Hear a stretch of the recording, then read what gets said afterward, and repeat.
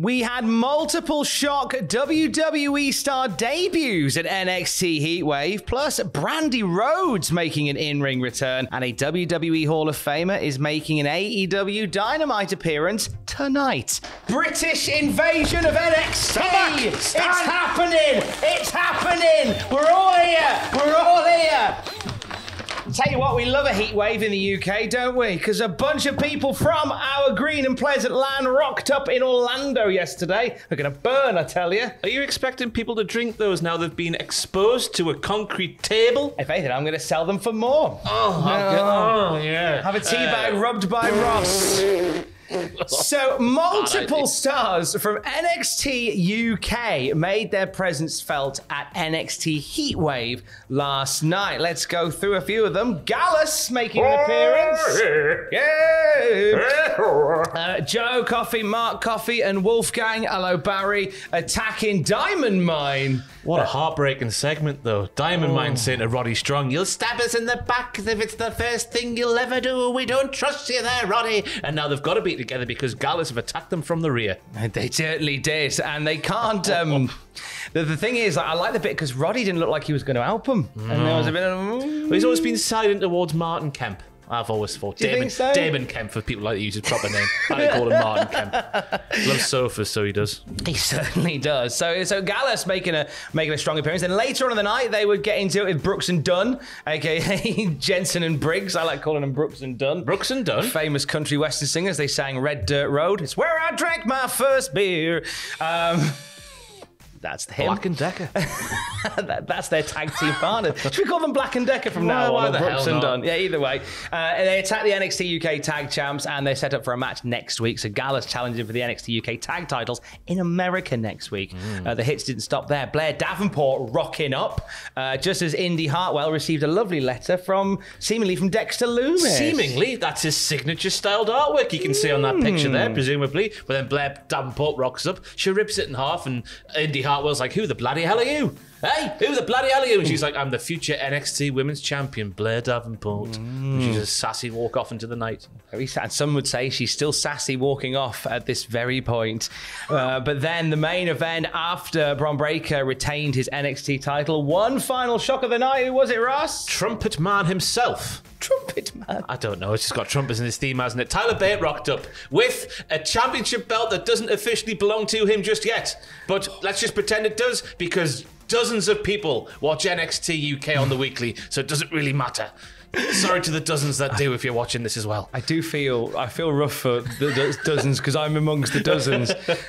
So Tyler Bate and Bron Breakker doing the whole, look, I've got a belt too. Oh, friend bit. And again, so they started this tournament for the NXT UK Championship, which was vacated. I think they started last week. Did they? Hasn't finished yet. And the issue is that whilst NXT UK is taped in bulk, and whilst we already know sort of the result because we had that lovely video dedicated to Honey Williams where we saw Tyler Bate coming out with the title, so it's not unknown that it's out there. But they treat it week to week as if it's in line with the continuity. So they will reflect on, this person did this on Tuesday night. So I'm intrigued to see some of the linguistic gymnastics that Andy Shepherd and Nigel McGuinness will use to get around the fact that Tyler took the title to America that he hasn't won yet. I have the answer, and the answer is Apollo Crews, because as we all know, Apollo Crews can see into the future. Therefore, NXT can pretend the standoff that happened at the end of last night's show was just the mirage that appeared at Apollo Crews' head. Wow, that's mystery solved. There you go. Nice, it just writes itself. So why are the British invading NXT off of America? Well, it was strongly hinted on commentary that this is possibly building up to a Worlds Collide event. A little bit of Power Man 5000. This is what it's like when Worlds collide.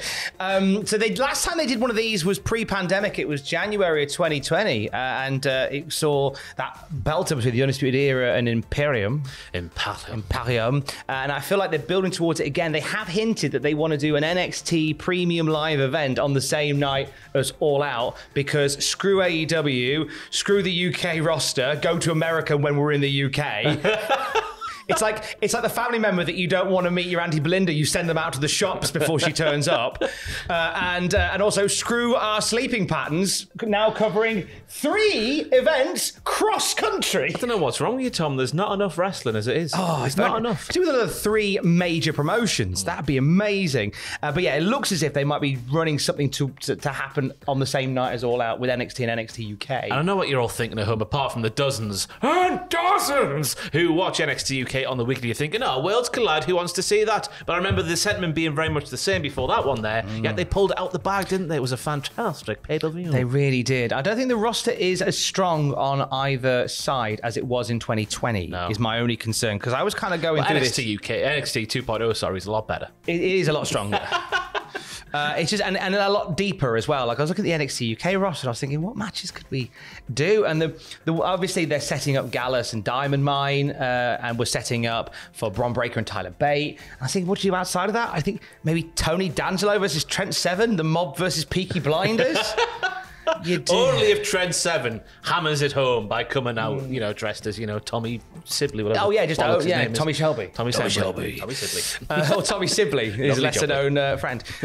Then, like in terms of other matches that you do, because Blair Davenport's gone, all right, I'm going to be the next NXT Women's Champion. So Blair Davenport versus Mandy Rose. Oh, a couple of heels there. That doesn't really work, does it? Yeah, a couple of heels, and would they gel? I don't know. Of course they would. Mandy Rose is like Triple H in 2003 currently. Is this the Reign of Terror? Yes, it is the Reign of Terror. Wow, it's never going to end. That's a great example. I love that. That's what it is, isn't it? Shawn Michaels paying homage to his best friend through Mandy Rose. That's what I've worked out. So I'm excited for Blair Davenport to powerbomb Mandy Rose to a table and then have a Hell in a Cell match with Traps doing the soundtrack. Who'd be the Goldberg at SummerSlam 03 and NXT 2.0? Answer down below. It could be Wendy anybody. Chu. Chuberg. So lots going on from Heatwave last night, but let's head over to not the NXT arena, but the WWE Performance Center, where oh boy, we had a thing happen the other day. Oh boy, PW Insider, I wish you kept this to yourself, because former WWE and AEW star Brandi Rhodes returned to the ring this past Friday. Rhodes wrestled during an in-house live event inside the Performance Center. NXT regularly holds these live cards on Fridays to give developmental talents a chance to perform and improve. Fightful have also corroborated this report, saying, we're told that Brandi competed in a match at the PC live event. We don't have details on who she faced, but it's said to have been a newer talent, though we're working to confirm that. The event took place on August the 12th, and she was seen at the PC. Prior to that, oh boy! Brandi getting back in the ring. Boy. How are we feeling about Brandi? I don't want to. I don't want to. Oh, no, thank you. So we saw enough in AEW to show it. But to be fair, when she's maybe not having such a big hand in her own booking, maybe it might be a bit different, because it just... Brandi can cut a promo. We all know that much. But it felt like just about everything she did in AEW was like, what's happening here? The Nightmare Collective, then that promo she did with Jade, and then the other things we saw, just it was a bit all like, I don't know what to make of it. Do you think it may have been more so an issue with creative than an issue with Brandi? I don't know. I'm just thinking, because obviously Cody was a big EVP, and obviously, she's in the Nightmare family. She could have had a hand in what she was doing, more so than she would have done if she was working somewhere like NXT, where someone like Shawn Michaels, the sexy boy, could, send her on a different path, a better path. Yeah, I feel like with the right bit of guidance, she might be all right. I will see. Well, we will see. That's an interesting one to keep an eye on. Yeah. I guess maybe it's her and Cody and the kid and the dog at home all day, isn't it? So I guess she's just keen to get out of the house. Cody's just getting under her feet at this point. Yeah. I'm like that sometimes when Alex and I have a couple of days off together. I'm like, I'll just pop out for a bit because I can tell I'm doing your edit. Do you go down to the Performance Centre in London? I mean, you could wrestle about on a Friday. You could call it the Performance Centre. They tend to do a really nice IPA. That's my Performance Centre. Let's end on some AEW news. A Hall of Famer announced for Dynamite tonight. So tonight is the Game of Thrones House of the Dragon crossover episode of AEW, and it's criminal really, because last week we went through a list of possible dragons that could turn up. We missed out Ultimo Dragon. Don't worry, I saw the 80,000 comments that said, why didn't you say Ultimo Dragon? Give us your badge. So Ultimo Dragon, Dragon, Super Dragon, Dragon Dragon Lee, Dragon Izu.